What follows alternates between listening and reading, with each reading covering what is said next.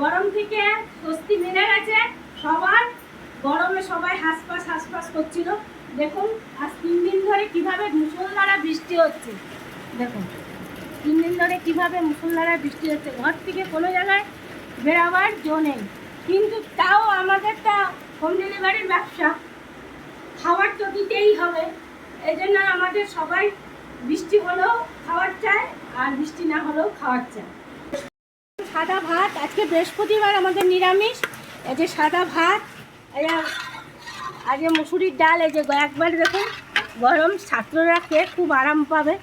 আলু পটলের তরকারি, দেখুন এই যে আলু পটলের তরকারি, আর হয়েছে সর্ষা বাটা দিয়ে ভেন্ডির চচ্চড়ি। দেখুন আজকে এই মেনু হয়েছে। আপনাদের সবার আমার বাড়িতে দুপুরবেলায় নিমন্ত্রণ রইল, আপনারা সবাই আসবেন বন্ধু।